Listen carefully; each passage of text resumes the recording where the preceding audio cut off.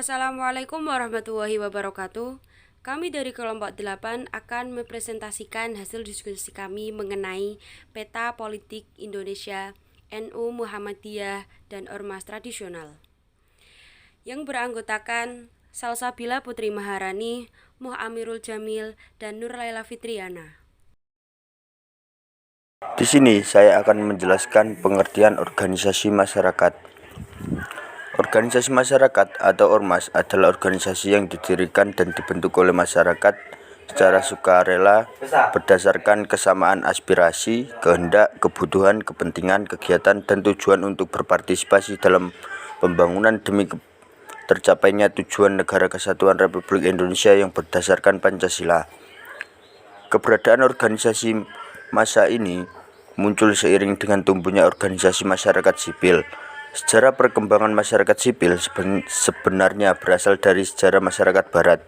Akar perkembangannya dapat dirunut mulai Cicero, seorang orator dan pujangga Roma. Cicero lah yang memulai menggunakan istilah societas civis dalam filsafat politiknya. Dalam tradisi Eropa sampai abad ke-18, pengertian civil society dianggap sama dengan pengertian negara, yakni suatu kelompok atau kekuatan yang mendominasi seluruh kelompok masyarakat lain. Maka, ketika J.J.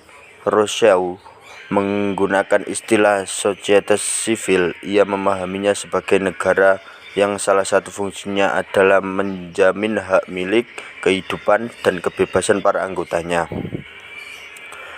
Barulah pada paruh abad ke-18, terminologi ini mengalami pergeseran makna. Negara dan civil society kemudian dipahami sebagai dua buah entitas yang berbeda.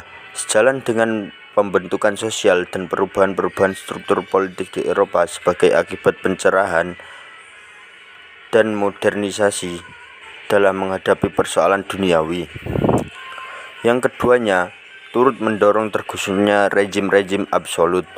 Para pemikir politik yang mempelopori perbedaan ini antara lain Adam Ferguson, Johan Foster, Tom Hodgkins, Emmanuel Sieyès, dan Tom Paine. 2. Strategi Politik Nahdlatul Ulama atau NU.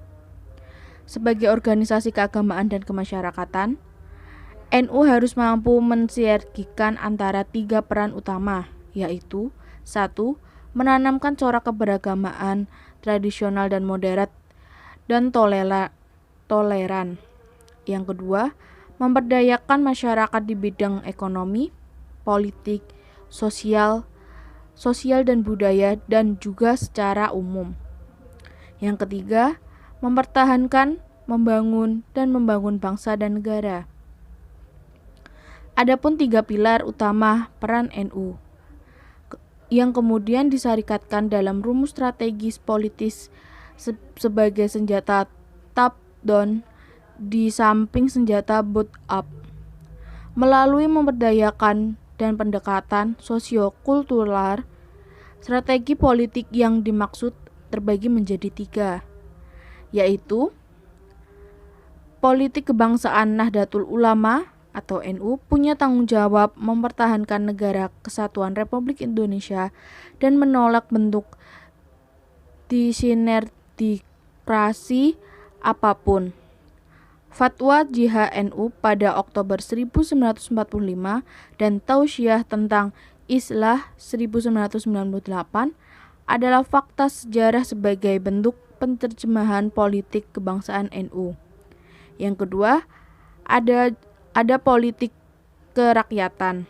NU memahami agama tidak melulu sebagai biro perjalanan ke surga, tetapi lebih sebagai agen perubahan sosial. Politik kerakyatan menemukan bahwa bentuk dalam pemberdayaan masyarakat berdampingan dengan perjuangan atas hak-hak masyarakat dan kaum tertindas. Peningkatan dan pemerataan pendidikan, dakwah keagamaan, memperdayakan ekonomi kecil sampai menengah, terus dimaksimalkan guna mewujud civil society ketiga, ada politik keluasan atau biasa disebut politik NU. Guna memuluskan perjuangan mewujudkan civil society dan kemajuan bangsa, NU menganggap perlu mengambil peran dalam berpolitikan. Jalur politik menjadi salah satu pintu efisiensi menciptakan terciptanya bangsa yang beradab. Politik NU adalah strategi aktualisasi peran NU dalam ranah politik bangsa ini. Persoalan muncul dalam hal memahami politik kesatuan NU yang terakhir tadi. Merujukan pada Muktamar NU di Situbondo, Jawa Timur 1984. NU sejatinya mengambil jarak dengan partai politik dalam parpol dan kekuasaannya. Politik Muhammadiyah di Indonesia. Sebagai salah satu ormas terbesar di Indonesia, Muhammadiyah telah mewarnai berbagai aspek kehidupan masyarakat tanah air, termasuk salah satunya dalam ranah politik. Muhammadiyah memiliki tuah politik tersendiri di Indonesia. Muhammadiyah didirikan pada 18 November 1912 oleh Muhammad Darwis atau yang lebih akrab kita kenal dengan nama Kiai Ahmad Dahlan. Berdirinya Muhammadiyah tidak terlepas dari pengalaman Kiai Ahmad Dahlan yang pergi ke Tanah Suci Mekah dan bermukim di sana. Kiai Ahmad Dahlan banyak membaca pemikiran para pembaru Islam seperti Jalaluddin Al-Ghifrani, Muhammad Abduh, dan Rashid Ridho. Ide-ide pembaru yang kemudian menjadi hal yang ingin dibawa oleh Kiai Ahmad Dahlan saat kembali ke tanah air. Pada awalnya ciri utama Muhammadiyah adalah di bidang pendidikan, di mana kala itu Muhammadiyah dianggap melakukan terobosan karena mencoba memadukan pelajaran agama dan umum. Melalui pendidikan inilah Muhammadiyah mulai melebarkan sayapnya dan menancapkan kuku di tanah air. Seiring dengan bertambahnya jumlah massa pengaruh Muhammadiyah sebagai salah satu ormas terbesar di Indonesia, persaingan paling awal Muhammadiyah dengan politik bisa jadi bersumber dari keterlibatan mereka dalam Majelis Syuro Muslim Indonesia atau Masyumi. Pada 7 November 1945, organisasi yang memayungi kelompok-kelompok Islam bertransformasi menjadi partai politik yaitu Partai Masyumi.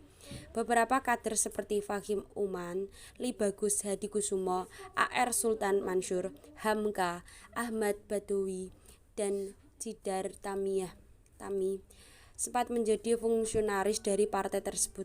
Meski demikian, kiprah Masyumi tidak berlangsung lama. Pada tahun 1959, pemerintah Soekarno membubarkan partai tersebut karena dianggap terkait dengan PRRI Permesta. Krisis politik tahun itu yang kemudian membuat Muhammadiyah bersikap netral dalam politik Indonesia melalui Khitoh Palembang 1959. 4. Politik ormas di Indonesia. Rancangan Undang-Undang Organisasi Masyarakat atau Ormas dibahas alot di DPR. Rapat pandangan fraksi di panitia khusus DPR juga menyisakan pro dan kontra. Terkait ini, Badan Musyawarah DPR telah memutuskan agar RUU Ormas dibawa ke paripurna. 8 fraksi partai politik di DPR yakni Partai Demokrat, Partai Golkar, PDIP, PKS, PPP, PKB, Partai Gerindra, dan Partai Hanura mendukung pengesahan RUU Ormas.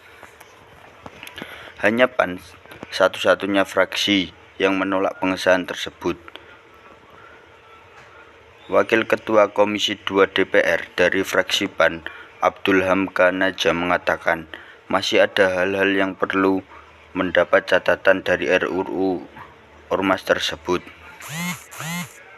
seperti cara pandang antara organisasi dengan perkumpulan, serta desain RUU Ormas itu sendiri. Terlebih di antara 8 fraksi, nyatanya tak otomatis mendukung pengesahan RUU Ormas. PDIP memberikan catatan berharap cara pandang RUU Ormas berubah dari pengawasan menjadi kemitraan, sama seperti PDIP. PKS juga memberikan catatan.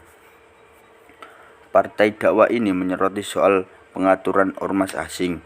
PKS menginginkan RUU Ormas memperketat keberadaan orang asing, terutama pada aspek sumber pendanaannya. Melihat peta politik RUU Ormas tersebut, kemungkinan jalannya paripurna nanti bakal seru, seperti pengesahan RUU RAPBN P 2013. Meski lain konteks dan level, RUU Ormas juga bakal mengandalkan forum lobby terpisah. Ketua Pansus RUU Ormas di DPR, Abdul Hakim Haramain, mengatakan beberapa bab dan pasal yang masih dianggap kontroversi adalah bab 4 pasal 9 yang menyebutkan ormas sebagai dimaksud dalam pasal 8 berbunyi ormas didirikan oleh sekurang-kurangnya 3 warga negara Indonesia, dapat berbentuk badan hukum atau tidak berbadan hukum.